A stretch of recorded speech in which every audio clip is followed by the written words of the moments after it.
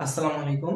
আমি মোহাম্মদ শাহরিয়ার রহমান শান্ত। তোমাদের সামনে আজকে আরো একটি নতুন পর্ব নিয়ে হাজির হয়েছি এবং আজকের পর্বে আমরা দেখব এইচএসসি উচ্চতর গণিত কেতাবউদ্দিন স্যারের বইয়ের ৩য় অধ্যায়ের যে F নম্বর যে অনুশীলনীটা আছে আমরা সেই অনুশীলনীটা সলভ করব।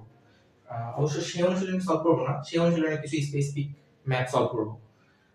আমরা হচ্ছে ১ নম্বরের বি নম্বরটা সমাধান করব, ২ নম্বরের হচ্ছে এ এবং বি নম্বরটা সমাধান করব। আসলে আমার কাছে মনে হচ্ছে বা মনে হয়েছে যে এই ম্যাথগুলোতে আসলে হচ্ছে আটকাইতে পারো বা যে ম্যাথগুলো করতে একটু হলেও প্রবলেম ফেস করা যাইতে পারে, তো ওই রকম টাইপের ম্যাথগুলো আমরা আলোচনা করব। তো এরই ধারাবাহিকতায় আমরা তৃতীয় অধ্যায়ের ১ নং অনুশীলনীতে চলে এসেছি। এর আগে আমাদের তৃতীয় অধ্যায় হচ্ছে এ নং অনুশীলনীটা সলভ করা হয়েছে। তো আমরা আজকে এই তিনটা ম্যাথ সলভ করব। আসলে ম্যাথ জটিল বলতে কোনো কিছু হয় না, হ্যাঁ। তো ম্যাথের হচ্ছে হয়তোবা সলিউশনটা একটু বেশি বড়, ওই কারণে জটিল লাগতে পারে। তো এটাই হচ্ছে আসলে জটিলের সংজ্ঞা। আসলে ম্যাথ সবই সহজ। এটা হচ্ছে একটা রিলেটিভ বিষয়, মানে যার যার কাছে আহ, ধরো তোমার কাছে হচ্ছে একটা ম্যাথ সহজ লাগতেছে, আবার অন্যজনের কাছে সেই ম্যাথটা কঠিন লাগতেছে। আবার আমার কাছে যে ম্যাথটা সহজ লাগতেছে, তোমার কাছে সেই ম্যাথটা কঠিন লাগতেছে। তো এইরকম যে বিষয়গুলো আছে, এই বিষয়গুলো আর কি হয়ে থাকে। তবে ম্যাথ কোনো জিনিসই কঠিন না, কোনো ম্যাথই কঠিন না। সব ম্যাথই সহজ, সব ম্যাথই পারা যায়। তো আসলে বেশি কথা না বলি, আমরা চলো শুরু করি। এই যে একটা ম্যাথ আছে, এই ম্যাথটা সলভ করার জন্য আমাদের হচ্ছে একটা বিষয় জানা লাগবে। সেই বিষয়টা হচ্ছে দুইটি রেখা যদি দেওয়া থাকে এবং সেই দুইটি রেখার ছেদবিন্দুগামী রেখার সমীকরণটা কেমন হয় চলো আমরা দেখি। ধরো a1x plus b1y plus c1 is equals to 0 এই একটা রেখা। তারপরে হচ্ছে a2x plus b2y plus c2 is equals to 0। এই যে দুইটা রেখা আমরা লিখেছি, এই দুইটা রেখার ছেদবিন্দু দিয়ে যায় এমন আরের একটি রেখার সমীকরণ বা এমন রেখার সমীকরণ হচ্ছে কেমন হবে জানো? ওইটা হবে হচ্ছে a1x plus b1y plus c1 plus k into a2x plus b2y plus c2 is equals to 0। ঠিক আছে? অথবা তুমি লিখতে পারো a2x plus b2y plus c2 plus k into a1x plus b1y plus c1 is equals to 0। ঠিক আছে? অর্থাৎ মূল সামারি যেটা, তোমার কাছে যদি দুইটা ইকুয়েশন দেয় এবং দিয়ে যদি বলে যে এই দুইটা রেখার ছেদবিন্দুগামী বা ছেদবিন্দু দিয়ে যায় এরকম কোন আরেকটা রেখার সমীকরণ তোমরা নির্ণয় করো, তাহলে তোমরা নির্ণয় করার জন্য যে কোনো একটা রেখা নিবা। ধরো যদি এই রেখাটা নাও, এই প্রথম রেখাটা নিলে প্রথম রেখা প্লাস কে ইনটু দ্বিতীয় রেখা ইজ ইকুয়ালস টু 0। আবার যদি তুমি দ্বিতীয় রেখাটা নাও, এই দ্বিতীয় রেখা প্লাস কে ইনটু প্রথম রেখা ইজ ইকুয়ালস টু 0। দুইটার যে কোনো একটা নিলেই হবে। ঠিক আছে? দুইটার যে কোনো একটা নিলেই হবে, যে কোনো একটা নিলেই সম্ভব, একটা নিলেই হইছে। তো এইটা তোমরা আশা করি অনেক আগে থেকেই জানো। তো আসলে এটা একটু আগে থেকে জানাই রাখলাম, কারণ আমাদের ১ নং যে ম্যাথটা আছে, ১ নং এর বি, এটা সলভ করতে গেলে আমাদের এই কনসেপ্টটা দরকার হবে। তো আমরা চলো ১ নং কোশ্চেনটা করে দেখি। মূল বিন্দু এবং এত ও এত রেখাদ্বয়ের ছেদবিন্দুগামী সরল রেখার সমীকরণ নির্ণয় করো। তো আমরা চলো সলভে যাই, সলিউশন করে ফেলি ১ এর বি নম্বরটা। দেখো এই মূল বিন্দু এবং এই রেখা ও এই রেখা দ্বয়ের ছেদবিন্দুগামী, অর্থাৎ এই দুইটা রেখার ছেদবিন্দুগামী সরলরেখা যেহেতু বলছে, তাহলে আমরা চলে এই দুইটা বিন্দুর মানে এই দুইটা রেখার যে ছেদবিন্দুগামী সরলরেখার সমীকরণ কেমন হয় সেটা আমরা দেখে আসি। তাহলে আমাদের মানে আমরা যে ফার্স্টে যে কনসেপ্টটা দেখলাম, ওই কনসেপ্টে কিন্তু এই ধ্রুবক যেটা, ধ্রুবক কিন্তু সমানের অপর সাইডে ছিল না, সব সমানের কিন্তু এই সাইডে ছিল এবং সমানের ওই সাইডে হচ্ছে 0 ছিল, তাই না? তো আমরা চলো এটা ওইরকম ফরম্যাটে নিয়ে যাই, x by a plus y by b minus 1, তারপরে হচ্ছে প্লাস এটা দেখো k into x by b plus y by a minus 1 is equals to 0। এই যে দুইটা রেখা দেওয়া আছে, এই রেখা এবং এই রেখা, এই দুইটা রেখার ছেদবিন্দুগামী সরলরেখা সমীকরণ কিন্তু এইটা। এবং তোমাকে দেখো প্রশ্নে বলে দিয়েছে মূল বিন্দু দিয়ে যায়, ঠিক আছে? মূল বিন্দু এবং এত ও এত রেখাদ্বয়ের ছেদবিন্দুগামী সরলরেখা সমীকরণ। তাহলে যদি মূল বিন্দুতে যায়, তাহলে এই রেখার উপরে মানে এই রেখাটা হচ্ছে মূল বিন্দু যদি বসাই এই রেখার উপরে, তাহলে এই রেখাটা কিন্তু সিদ্ধ করবে, তাই না? তাহলে আমরা চলো মূল বিন্দু দিয়ে সিদ্ধ করে দেখি। 0,0 দিয়ে সিদ্ধ করলে তাহলে হচ্ছে 0 by a plus 0 by b minus 1 plus plus k into 0 by b plus 0 by a minus 1 is equals to 0। ঠিক আছে, এখান থেকে আমরা কিন্তু k এর মানটা পেয়ে যাচ্ছি, তাই না? তাহলে 0 বাই a মানে এটা সম্পূর্ণটুকু 0, 0 বাই b মানে 0 মাইনাস 1, তাহলে এখানে থাকে মাইনাস 1 প্লাস, দেখো এটা এটা 0 এটা 0, তাহলে এখানে থেকে মাইনাস 1 ইনটু k, তাহলে এখানে হবে minus k is equals to 0। তাহলে এখান থেকে আমরা k এর যে মানটা পাই, k এর মানটা পাই মাইনাস 1। এই দেখো আমরা কিন্তু k এর মানটা পেয়ে গেছি, তাই না? এখন এই k এর মানটা এটা আমরা ধরো 1 নং ইকুয়েশন দিই। এই k এর মানটা যদি আমরা এই 1 নং ইকুয়েশনে বসাই, তাহলে কিন্তু আমাদের যে কাঙ্ক্ষিত সরলরেখাটা, সেই সরলরেখার সমীকরণটা কিন্তু পেয়ে যাব, তাই না? তো আমরা k এর মানটা চলো 1 নং ইকুয়েশনে বসাই। k এর মানটা যদি 1 নং এ বসাই, k এর মান 1 নং এ বসাই, যদি বসাই তাহলে আমরা পাই x by a plus y by b minus 1, তারপরে কি মাইনাস k এর মান কিন্তু আমরা ডাইরেক্টলি বসাই দিই। k এর মান হচ্ছে মাইনাস 1, যদি বসাই তাহলে পাওয়া যাবে x by b minus y by a plus 1 is equals to 0। এখন দেখো আমরা যদি সিম্পলিফাই করতে চাই তাহলে a প্লাস 1 a মাইনাস 1 কাটা যায়। আমরা যদি হচ্ছে x মানে a এর যে পক্ষগুলো আছে x বাই a, আর এখানে দেখো মাইনাস y বাই a আছে, তারপরে plus y by b minus x by b আছে ইজ ইকুয়ালস টু 0।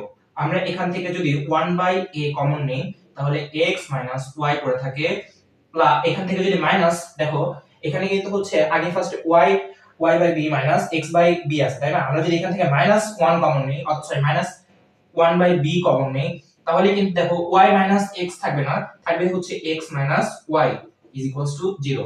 দেখো এখানে x মাইনাস y কিন্তু সমান হয়ে গেছে, তাহলে x minus y into 1 by a minus 1 by b is equals to 0। তাহলে দেখো এটা যদি 0 এর ওই সাইডে পাঠিয়ে দিই তাহলে x minus y is equals to 0 পড়ে থাকতেছে, তাই না?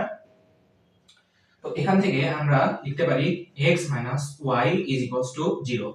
তো এটাই হচ্ছে আমাদের নির্ণেয় যে রেখা, সেই নির্ণেয় রেখার সমীকরণ।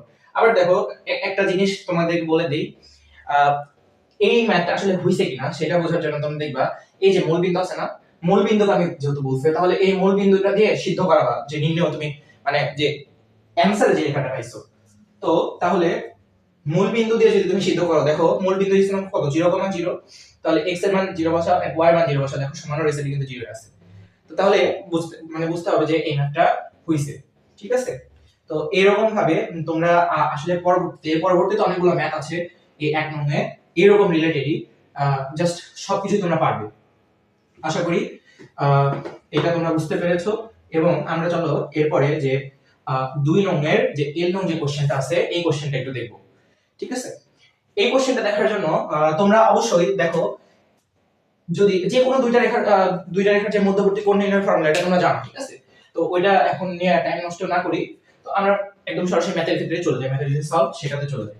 2 এর যে এল নং, এই এল নং এ বলতে এরও সরলরেখা সমীকরণ নির্ণয় করো যা মূল বিন্দু দিয়ে যায় এবং এত ও এত রেখা দুইটির সাথে সমান সমান কোণ উৎপন্ন করে, ঠিক আছে? আচ্ছা এবার তোমরা বলো তো এই দুইটা রেখা কি, এই রেখা আর এই রেখা, এই দুইটা রেখা কি সমান্তরাল? আচ্ছা রেখা দুইটা আঁকাই একটু, মানে একবার লিখে দেই, 2x 3y 5 is equals to 0। Sorry এখানে হচ্ছে প্লাস হবে 3x 2y 7 is equals to 0, ঠিক আছে? এইটা দেখো, এটা 1 নং রেখা, এটা 2 নং রেখা। এবার তোমরা আমাকে বলবা যে এই দুইটা রেখা কি কোন একটা বিন্দুতে ছেদ করে, নাকি হচ্ছে সমান্তরাল রেখা, নাকি হচ্ছে লম্ব রেখা, ঠিক আছে? এটা তোমরা বলো। এটা কিন্তু লম্ব রেখা না, সমান্তরাল রেখা না, এই দুটো রেখা কিন্তু ছেদ করে, ঠিক আছে? তো তাহলে এই দুটো রেখা যেহেতু ছেদ করে, দেখো তোমরা কিন্তু দেখেই বুঝে নিতে পারছো, তাই না? লম্ব রেখা এবং সমান্তরাল রেখার যে কনসেপ্ট আছে ওই কনসেপ্টের দিকে তাকালেই বোঝা যায় যে এই দুইটা মানে একটা বিন্দুতে ছেদ করে। অর্থাৎ আমরা তাহলে চলে এই দুটা রেখা একটু কল্পনা করে নিই। এইটা ধরো হচ্ছে 2x plus 3y minus 5 is equals to 0 রেখা, আর এইটা ধরো 3x plus 2y minus 7 is equals to 0 রেখা। তারপরে কি বলছে, তারপরে বলছে এরূপ সরলরেখা সমীকরণ নির্ণয় করা যায় মূল বিন্দু দিয়ে যায় এবং এত ও এত রেখা দুইটির সাথে সমান সমান কোণ উৎপন্ন করে। আচ্ছা, তাহলে এই দুইটা যে রেখা আছে এই দুইটা রেখার সাথে সমান সমান কোণ উৎপন্ন করে এরূপ আরেকটা রেখা, তারপরে কি বলছে মূল বিন্দু দিয়ে যায়, তাই না? তাহলে মূল বিন্দুগামী রেখার সমীকরণ আছে y is equals to mx। এখন দেখো এ একটা রেখা আর এ একটা রেখা আছে, এই দুইটা রেখা আর হচ্ছে এই মূল বিন্দুগামী যে একটা রেখা আছে এই রেখাটা এই দুইটা রেখার সাথে সমান সমান কোণ উৎপন্ন করে। তাহলে এই যে একটা কোণ আছে আলফা, এই যে একটা কোণ আছে আলফা, এই দুইটা কোণ কিন্তু সমান, ঠিক আছে? এই দুইটা কোণ যদি সমান হয় তাহলে আমাদের যে মূল বিন্দুগামী রেখা আছে সেই রেখাটাও একটু দেখি চলো।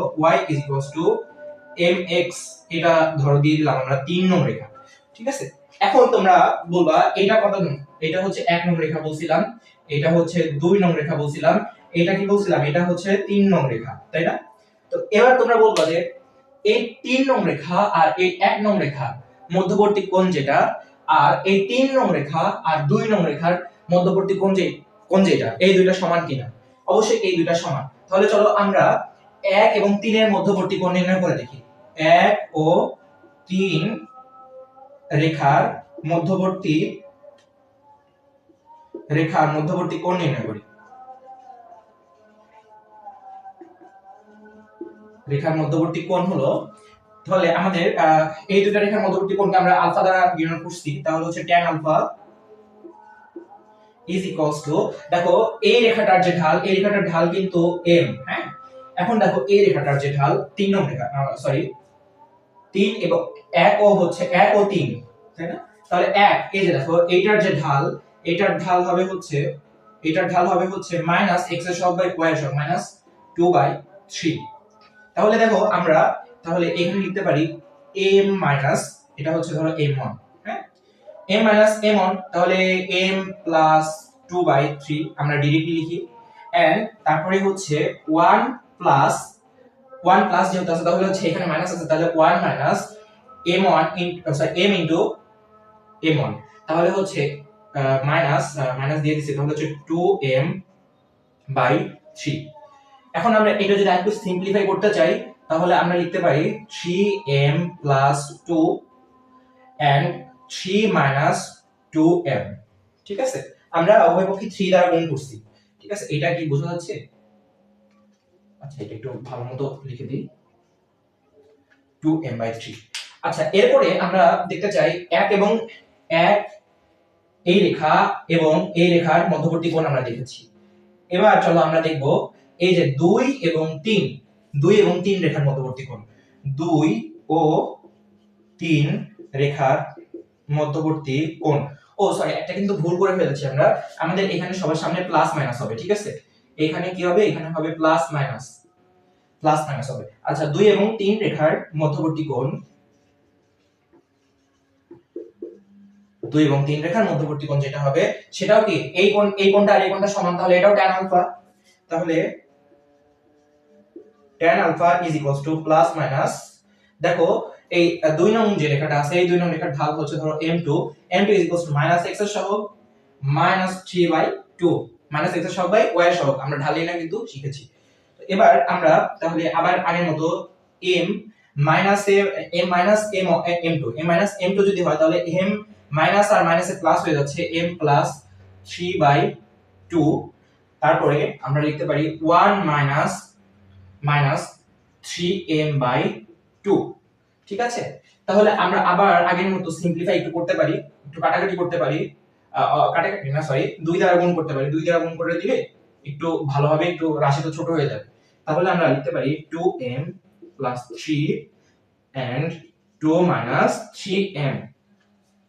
আচ্ছা, এবার তোমরা দেখো আমরা 1 এবং 3 রেখার ঢাল অর্থাৎ 1 এবং 3 রেখার মধ্যবর্তী কোণ অর্থাৎ এই রেখা এবং এই রেখার মধ্যবর্তী কোণ পেয়েছি আলফা, এবং এই রেখা এবং এই রেখার মধ্যবর্তী কোণ পেয়েছি আলফা। তাহলে এই দুইটা কোণই সমান না?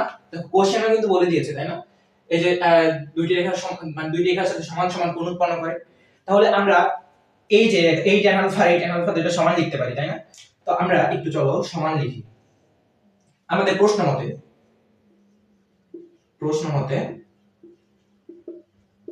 মতে হচ্ছে 3m plus 2 divided by 3 minus 2m is equals to plus minus 2m plus 3 2 minus 3m। দেখো আমরা দুই পাশে যেহেতু প্লাস মাইনাস ছিল, তো আমরা দুই পাশে থেকে একটা পাশে নিলাম না প্লাস মাইনাস, না নিয়ে আমরা জাস্ট যে কোনো এক পাশে নিচ্ছি, ঠিক আছে। এবং এটা হচ্ছে আসলে সমীকরণ সমাধান। তারপরে এটা খুবই কনসেপচুয়াল একটা বিষয়, এই বিষয়টা নিয়েও সম্ভবত পরে আমরা ক্লাস নিতে পারবো দু একটা। তো আমরা সেই বিষয়ে না যাই, ঠিক আছে। আমরা জাস্ট ক্যালকুলেশনের দিকে আগাই। আমরা ক্যালকুলেশন করলে এখান থেকে আমরা কিন্তু এম এর মানটা পেয়ে যাবো, তাই না? তো দেখো এম এর মানটা যদি আমরা নির্ণয় করে আমরা ডিরেক্টলি করব, ঠিক আছে। আমরা অত বেশি এর পাশে মানে এইটা রাখলাম গুণন, তারপরে হচ্ছে এইটা দিয়ে দিলাম, এরকম ভাবে করব না, ঠিক আছে। আমরা ডিরেক্টলি করার ট্রাই করব এগুলোতে। তাহলে আমরা 6m মানে এইটা মানে ক্রস গুণন আর গুণ করতেছি, ঠিক আছে। আর গুণ 6m plus 4 তারপরে হচ্ছে minus 9m square minus 6m is equals to plus minus হচ্ছে 3 into 2 তাহলে 6m, তারপরে হচ্ছে 3 into 3 plus 9, তারপরে হচ্ছে minus 2m plus তারপরে হচ্ছে plus 2m, তাহলে plus minus 4m স্কয়ার, তারপরে হচ্ছে মাইনাসের প্লাসের মাইনাস 6m আচ্ছা, এখন দেখো এখান থেকে দেখো এই 6m ক্যান্সেল আউট, এই 6m ক্যান্সেল আউট। তাহলে আমরা এখান থেকে দেখতে পাচ্ছি 4 minus 9m square is equals to হবে plus minus 9 minus 4m square. এখন এখান থেকে আমরা একবার প্লাস নিব, একবার মাইনাস নিব, ঠিক আছে। এখান থেকে যদি আমরা একবার প্লাস নিই একবার মাইনাস নিই, তাহলে 4 minus 9m square is equals to plus 9 minus 4m square is equals to হবে হচ্ছে, আমরা যদি এই 9 কে এই পাশে নিয়ে আসি তাহলে এখান থেকে মাইনাস 5 is equals to, আমরা যদি এই 9 কে ওই পাশে নিয়ে যাই তাহলে থেকে 5m স্কয়ার। এখান থেকে আসে আমরা পাই এটা কি নিছি, এটা হচ্ছে কিন্তু প্লাস মান নিছি, প্লাস নিয়ে তারপরে এখান থেকে আমরা m এর যে মানটা পাবো m square is equals to -1 and এখান থেকে m পাবো রুট ওভার -1। এটা কিন্তু ইমাজিনারি নাম্বার, ঠিক আছে। ইমাজিনারি নাম্বার না দিই। আচ্ছা তোমরা এটা বলো আগে যে কোন রুটের মধ্যে কি নেগেটিভ সংখ্যা আসতে পারে? তো নেগেটিভ সংখ্যা যেটা আছে সেটা কিন্তু আসতে পারে না, তাই না? তো তাহলে আমরা এটা কিন্তু হচ্ছে আমরা মানে এই মানটা আমরা নিব না, ঠিক আছে। এখন আমরা চলো একটু মাইনাস নিয়ে কাজ করি, ঠিক আছে। তাহলে 4 minus 9m square is equals to -9 plus 4m square, ঠিক আছে। তো তাই যদি হয় এখন আমরা এখান থেকে লিখতে পারি এটা কি, এটা হচ্ছে নেগেটিভ নিয়ে মাইনাস বিটি নিয়ে নেগেটিভ নিয়ে পাই। তো এখন আমরা এখান থেকে লিখতে পারি হচ্ছে 13 is equals to 13m square is equals to m is equals to plus minus 1, এটা লিখতে পারি। এখান থেকে কিন্তু m এর মান আমরা পাইছি দুইটা, ঠিক আছে। m এর মান দুইটা পাইছি যেহেতু আমরা আমাদের টার্গেট কিন্তু ছিল m এর মানটাই নির্ণয় করা, ঠিক আছে। m এর মানটা যদি নির্ণয় করা টার্গেট হয়ে থাকে, তো m এর মানটা নির্ণয় করা যদি টার্গেট হয়ে থাকে তাহলে m এর মানটা আমরা যে 3 নং যে ইকুয়েশনটা আছে আমরা মূল বিন্দুগামী রেখা সমীকরণ আমরা সেই সমীকরণে বসাই দিই। চলো বসাই দিলে কিন্তু আমাদের অ্যান্সার চলে আসবে। তাহলে y is equals to plus minus x, অর্থাৎ প্লাস মাইনাস 1 ছিল, তাহলে এখান থেকে আমরা লিখতে পারি y plus minus x is equals to 0। এখান থেকে কিন্তু আমরা দুইটা ইকুয়েশন পাই, হ্যাঁ। x plus y is equals to 0, x তারপরে কি x minus y is equals to 0, ঠিক আছে। এই দুইটা ইকুয়েশন কি অ্যানসার, এই দুইটা ইকুয়েশন কি অ্যানসার, ঠিক আছে। তো আমরা আশা করছি তোমরা যে এটার এল নং যে প্রবলেমটা ছিল সেই এল নং প্রবলেমটা বুঝতে পেরেছো। চলো আমরা পি নং যে প্রবলেমটা আছে সেই প্রবলেমটার দিকে তাকাই। দেখো পি নং কোশ্চেনে বলা হয়েছে 1,2 বিন্দু দিয়ে যায় একটি রেখা কোন দিকে আঁকতে হবে যাতে x plus y is equals to 4 রেখার সাথে এর ছেদবিন্দু প্রদত্ত বিন্দু থেকে √6/3 দূরত্বে থাকে। আশা করি তোমরা কিছু বুঝো নাই, ঠিক আছে? ফার্স্ট পড়াতে কিছু বুঝবা না, তাহলে চলো আমরা একটা ফিগার ড্র করে বুঝতে থাকি, ঠিক আছে? তো এই ধরে একটা রেখা, এই রেখাটার যে এই রেখার যে ইকুয়েশন সেটা হচ্ছে x + y = 4 এন্ড বলছে এই রেখার সাথে এর ছেদবিন্দু, ঠিক আছে, এই বিন্দু দিয়ে যায় এমন একটা রেখা আর ওই রেখার ছেদবিন্দু, ঠিক আছে, থেকে ছেদবিন্দু এই বিন্দু থেকে এত দূর। আচ্ছা, এই বিন্দুতে যায় এরকম একটা রেখা, ধরো এরকম একটা রেখা হচ্ছে এটা, যেটা ধরো এটা হচ্ছে 1,2 বিন্দু, 1,2 বিন্দুতে যায় এবং ছেদবিন্দু ধরো কিউ, ছেদবিন্দু কিউ, এটা ধরো পি। এখন দেখো বলি, এবার বলি, চলো। এই বিন্দুতে যায় এমন একটা রেখা, ঠিক আছে, এই বিন্দুতে যায় এমন একটা রেখা কোন দিকে আঁকতে হবে, যাতে এই রেখার সাথে এর ছেদবিন্দু, দেখো এই রেখার মানে এই রেখার সাথে এই রেখার ছেদবিন্দু কিউ, প্রদত্ত বিন্দু থেকে এই বিন্দু থেকে কিউ এর যে দূরত্ব, সেই দূরত্বটা দেওয়া আছে, সেই দূরত্বের মান হচ্ছে √6/3 একক, ঠিক আছে? এটাই হচ্ছে আমাদের কোশ্চেন। এন্ড বলছে যে হচ্ছে এই বিন্দু দিয়ে যায় কোন, মানে এই বিন্দু দিয়ে একটি রেখা কোন দিকে আঁকতে হবে, ঠিক আছে? আচ্ছা, আমরা চলো একটু দেখে নিই। তোমরা একটা কথা, মানে একটা কোশ্চেন অ্যানসার দাও, একটা কথা বলো, সেটা হচ্ছে এই একটা বিন্দু দেওয়া থাকলে কি এই রেখার ইকুয়েশন নির্ণয় সম্ভব না কিন্তু, তাই না? তো এই রেখার উপস্থিত যদি একটা ঢাল দেওয়া থাকতো তাহলে কিন্তু আসলে এই রেখাটা নির্ণয় করা যেত, তাই না? তো আমরা চলো ঢাল ধরে নিই, হ্যাঁ, ধরি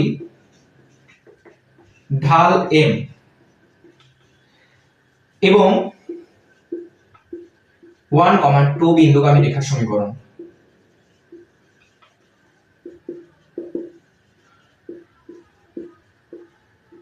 সমীকরণ হচ্ছে, দেখো y - y1 এর মান কত 2 m x - x1 এর মান কত 1, এটাই হচ্ছে আমাদের যে সমীকরণটা আছে সেইটা।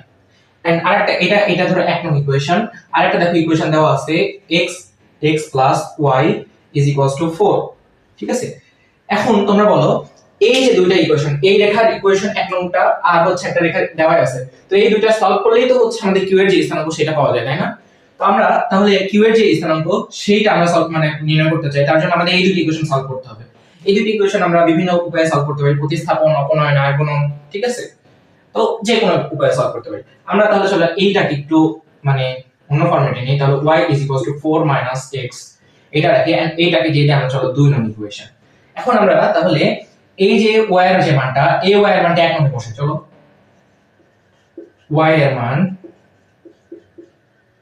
এক নম্বরে বসাই।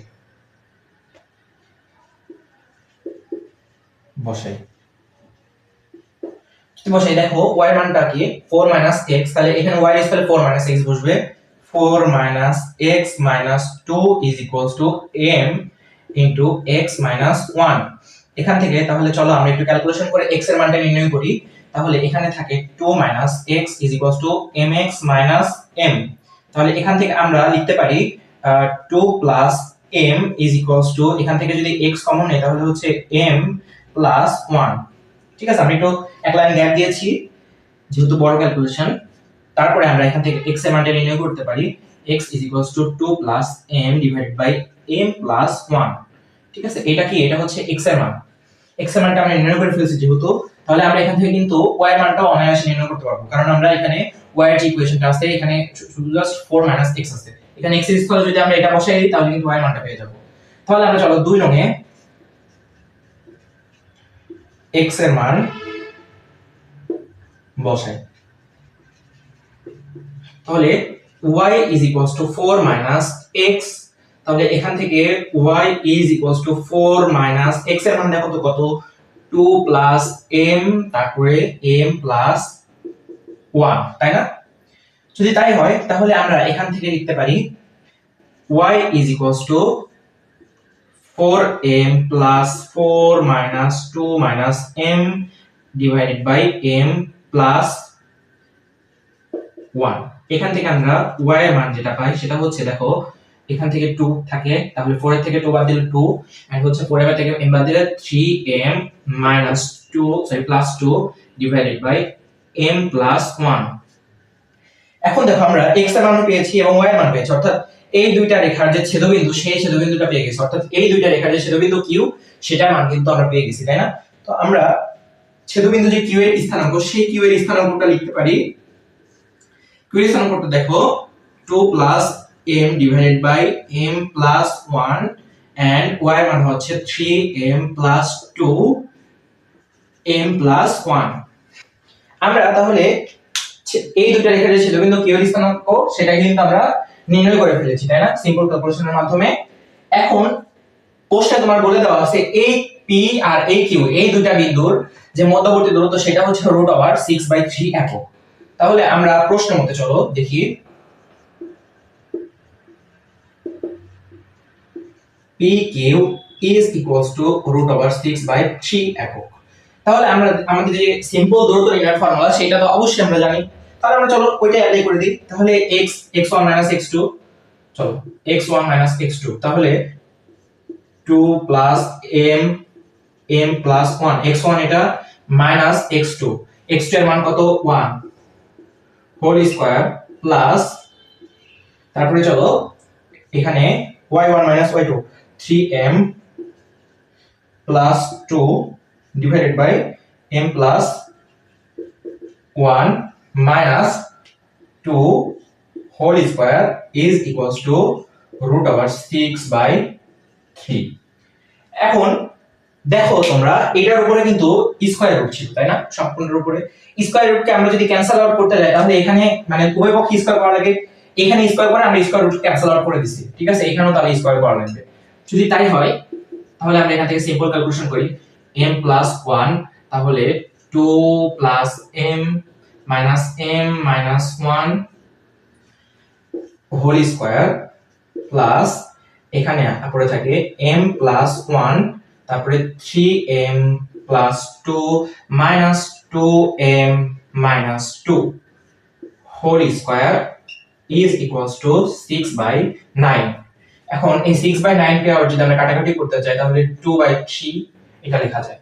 এখন আমরা এখান থেকে আরেকটু সিম্পল ক্যালকুলেশন করব, m প্লাস 1 হোল স্কয়ার, তারপরে এখান থেকে এই m কাটা যায়, 2 থেকে 1 বাদ দিলে থাকে 1, উপর স্কয়ার আছে 1 স্কয়ার করলে কিছুই না, plus m plus 1 whole square, তারপরে হচ্ছে এখানে এই 2 কাটা যায়, তারপরে 3m থেকে মাইনাস 2m বাদ দিলে m উপরে আছে স্কয়ার, তাহলে স্কয়ার is equals to 2/3।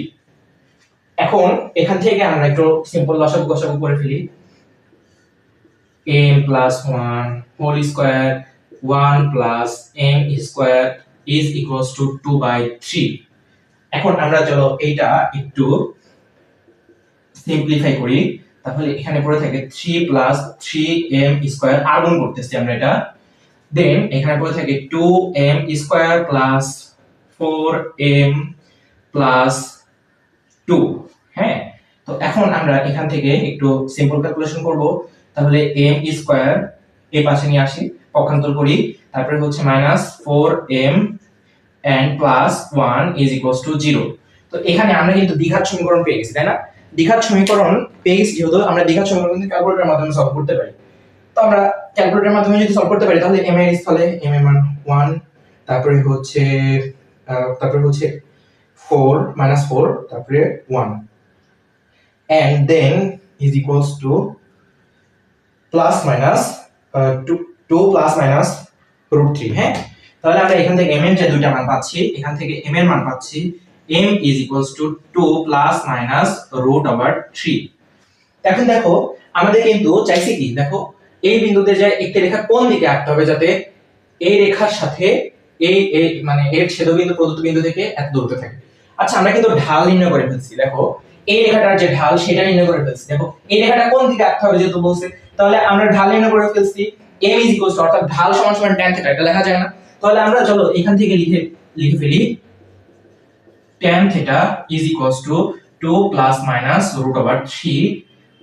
তাহলে এখান থেকে লেখা যায় θ is equals to, যেহেতু কোন দিকে আঁকতে বলছে তাহলে কোণের মান নির্ণয় করতে হবে, তাহলে tan inverse 2 plus minus √3। এটাই হচ্ছে আমাদের কাঙ্ক্ষিত অ্যানসার। আশা করি তোমরা এই ম্যাথ প্রবলেমটা অনেক ভালো মতো বুঝতে পেরেছো। খুবই ছোট একটা প্রবলেম এন্ড খুবই সুন্দর একটা প্রবলেম, তো পরীক্ষা আসার মতো। এন্ড আশা করি তোমরা বুঝতে পেরেছো। না বুঝতে পারলে আবার রিক্যাপ করবা, বুঝে যাবে ইনশাআল্লাহ। তো আজকের পর্ব এই পর্যন্তই। আমরা পরবর্তী নেক্সট ভিডিওতে অন্য কোনো পর্ব নিয়ে বা অন্য কোনো নতুন ম্যাথ নিয়ে হাজির হবো ইনশাআল্লাহ। তো সেই পর্যন্ত সবাই ভালো থেকো, সুস্থ থেকো। আসসালামু আলাইকুম।